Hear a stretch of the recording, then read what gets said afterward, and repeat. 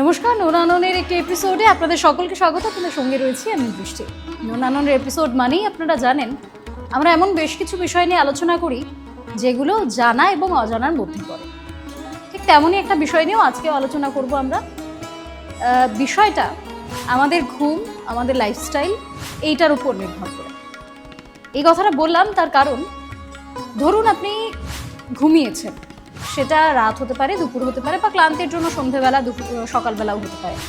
আপনি শুলেন, আপনার একটা হালকা তন্দ্রা এলো, কিন্তু সেই সময় আচমকাই আপনার মনে হলো যে আপনি পড়ে যাচ্ছেন, আর তখনই আপনার শরীর আপনাকে খুব জোরে একটা ঝাঁকুনি দিল বা একটা ধাক্কা দিল, আর যার ফলে আপনার শরীরের কোনো একটা অংশ মনে হলো পড়ে যাচ্ছে, সেটা কেঁপে উঠলো, খুব স্বাভাবিক, আর আপনার ঘুমটাও ভেঙে গেল। এরকম তো আমাদের সাথে হামেশাই হয়। মানে এই যে ঘটনাটা, এটা আমার সাথে বহুবার হয়েছে, আশা করি আপনাদের সঙ্গেও হয়েছে। কিন্তু এই ঘটনাটাকে নিয়ে আমরা কখনোই আলাদা করে কিছু ভাবি না যে এটা কেন হয়, এই বিষয়টা যে হচ্ছে এটাকে কি বলা হয়, বা এই বিষয়টা কি আমাদের কখনো ক্ষতি করছে। অনেক প্রশ্ন থাকে, কারণ বিষয়টা এতটাই সূক্ষ্ম যে আমরা বিষয়টাকে নিয়ে ভাবিই না। আজকে আমরা এই বিষয়টাকে নিয়ে কথা বলবো। এই বিষয়টা কি, কেন হচ্ছে, সেই সবটা নিয়ে। এই বিষয়টাকে যখন এরকম ঝাঁকুনি দিচ্ছে, আপনি দেখছেন আপনি পড়ে যাচ্ছেন, আর আপনার শরীর ঝাঁকুনি দিয়ে আপনার ঘুমটা ভাঙিয়ে দিচ্ছে, এই গোটা ঘটনাটাকে বলা হয় হিপনিক জার্ক বা স্লিপ স্টার্ট। এই যে দুটো শব্দ আমি বললাম, হিপনিক জার্ক বা স্লিপ স্টার্ট, এই দুটো শব্দ এই বিষয়টাকে পোর্ট্রে করে। কিন্তু এই যে পুরো বিষয়টা হয়, এটা গোটা পৃথিবীতে 60 থেকে 70% মানুষের জীবনযাত্রার মধ্যে চলে। মানে তাদের হয়তো কখনো না কখনো দিনে একবার হলেও এই বিষয়টা হয়। কিন্তু এই বিষয়টা একটা জিনিস, যেটা এই বিষয়টা সব থেকে ভালো, সেটা হচ্ছে এই বিষয়টা কখনোই আমাদের ক্ষতি করে না। মানে এটা তো শারীরিকভাবে অত্যন্ত ক্ষতিকর একেবারেই নয়। হ্যাঁ, এবার খানিকটা এমন বিষয় থাকে যে হঠাৎ করে হচ্ছে, বারবার হচ্ছে, একটা চিন্তার বিষয় হতে পারে, কিন্তু এই হিপনিক জার্ক আপনার কোনো ক্ষতি করছে না, এটা বৈজ্ঞানিকভাবেই প্রমাণিত। এবার আসুন, এই হিপনিক জার্ক কেন হয় সেটা আমরা জানি। আসলে যখন আমরা ঘুমোতে যাই, সেই সময় আমাদের তো সারা শরীরটা পুরোপুরি ছেড়ে দেয় নিজেদেরকে।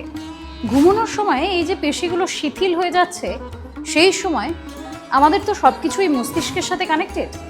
সেই মস্তিষ্ক মনে করে যে আপনি পড়ে যাচ্ছেন, যেহেতু পেশিগুলো আপনার শরীরকে রীতিমতো ছেড়ে দিয়েছে, শিথিল করে দিয়েছে, তাই মস্তিষ্ক ভাবে যে আপনি পড়ে যাচ্ছেন। এই পড়ে যাওয়াটার কারণেই মস্তিষ্ক কি করে, আপনার সারা শরীরের যে পেশিগুলো রয়েছে সেগুলোকে টেনে ধরে, অর্থাৎ সংকুচিত করে দেয়। এবার যখনই আপনার সারা শরীরের পেশিগুলোকে সংকুচিত করে দেওয়া হচ্ছে, তখন আপনার শরীর রীতিমতো কুঁচকে আসে, আর ওই এক জায়গায় জড়ো হয়ে যাওয়াতেই আপনার হাতে হোক বা পায়ে হোক কোথাও একটা টান লাগে, খুব জোরে একটা ধাক্কা লাগে। সেই কারণেই তখন আমাদের মনে হয় যে আমরা পড়ে যাচ্ছি।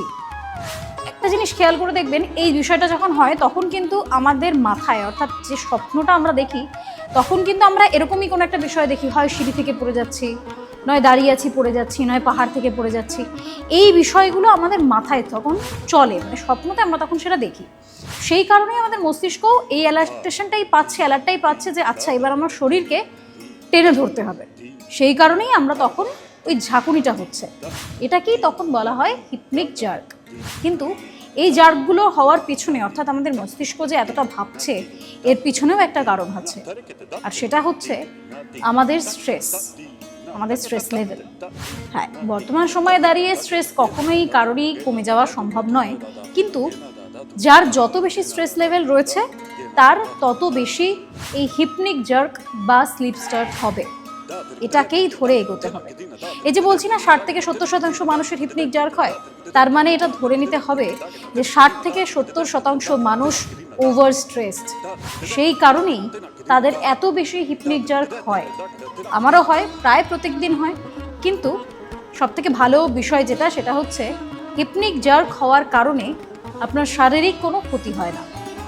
ফলে এবার আপনাকে জানতে হবে যে এই হিপনিক জার্ক বা স্ট্রেসের কারণেই তো এটা হচ্ছে, এটাকে আপনারা কমাবেন কি করে। এই কমানোর জন্য প্রথমেই আপনাকে যেটা করতে হবে, একটু স্ট্রেস ফ্রি থাকতে হবে।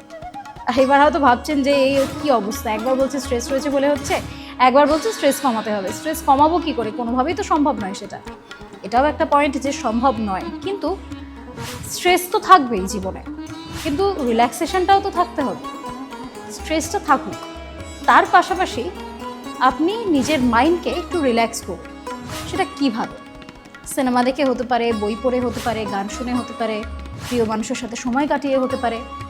যতটা স্ট্রেসফুল আপনি থাকবেন, ঠিক তার পাশে অন্তত 20% থেকে 30% সময় দিনের এমন কাটান যাতে সেই সময়টায় আপনি রিল্যাক্স ফিল করেন। সেই ফিলটা আপনার জন্য এবং আমাদের শরীরের জন্য প্রয়োজন আছে। এই পর্যন্ত তো হলো। এছাড়াও আরেকটা জিনিস যেটা আমরা খুব বেশি করি সেটা হচ্ছে, এখন তো বর্তমানে খুব গরম, তাই হয়তো মানুষ চা কফি পানটা খানিকটা কমিয়ে দিয়েছে, কিন্তু এই যে চা বা কফি আমরা প্রচণ্ড পরিমাণে পান করি, বিশেষ করে শীতের সময়। ক্যাফেইন তো মনে হয় আমাদের সঙ্গী হয়ে যায়। এই যে চা কফি, এই পানগুলোকেও কমাতে হবে, তাতেও আপনার স্ট্রেস অনেকটা কমবে এবং আপনার পেশিগুলো যখন একটু রিল্যাক্সড থাকবে তখন আপনার হিপনিক জার্ক অটোমেটিক্যালি কমে যাবে অনেকটা। ক্যাফেইন তো গেল, তবে এর পাশাপাশি অবশ্যই স্মোকিং, অ্যালকোহল এগুলো কমাতে হবে। এগুলো যত বেশি জীবনে থাকবে তত বেশি হিপনিক জার্ক বাড়বে। আমি বারবার বলছি, তার কারণ আপনার হয়তো মনে হতে পারে স্মোকিং করলে আপনি রিল্যাক্স ফিল করছেন, কিন্তু এই স্মোকিং কজেস যেহেতু ক্যান্সার, এই বিষয়টা যেহেতু রয়েছে, তার পাশাপাশি আপনার ব্রেন কিন্তু স্মোককে এবং অ্যালকোহলকে কখনোই আপনার স্ট্রেস রিলিভার হিসেবে নেয় না। আপনি হয়তো মনে হচ্ছে আচ্ছা আমি ফিল ফ্রি, বাট সেটা হয় না। তাই সেই কারণে অ্যালকোহল, ক্যাফেইন এবং স্মোক সবটাই কমাতে হবে। আপনারা একটা জিনিস করতে পারেন, যোগব্যায়াম যেটাকে আমরা বলি। ব্যায়াম বলতে সবসময় যে শারীরিক কসরত করতে হবে এর কোনো মানে নেই। আপনারা ধ্যান করতে পারেন, মেডিটেশন করতে পারেন, বা বিভিন্ন আমাদের যে ব্যায়াম করার যে বিষয়গুলো রয়েছে, বিভিন্ন ধরনের যোগা যেগুলো রয়েছে সেগুলো করতে পারেন। সেগুলো আপনার শরীরকে, আপনার পেশিকে, মস্তিষ্ককে অনেক বেশি শীতলতা দেবে। এছাড়াও যেটা রয়েছে সেটা হচ্ছে পর্যাপ্ত পরিমাণে ঘুম। সবার আগে এটা বোঝা প্রয়োজন যে আমরা দিনে যতবারই খাই না কেন, যখন ইচ্ছা হবে খাবেন, অবশ্যই খাবেন, শরীরের কথা ভেবে খাবেন, কিন্তু ঘুম আমাদের মস্তিষ্ককে রিল্যাক্স করে। তাই যথেষ্ট পরিমাণে, পর্যাপ্ত পরিমাণে ঘুমটা প্রয়োজন রয়েছে সবার আগে। তাই একটা ভালো লাইফস্টাইল কাটান, যে লাইফস্টাইলটা আপনাকে এই ছোট ছোট সমস্যাগুলো থেকে অনেকটা বিরত রাখতে পারে।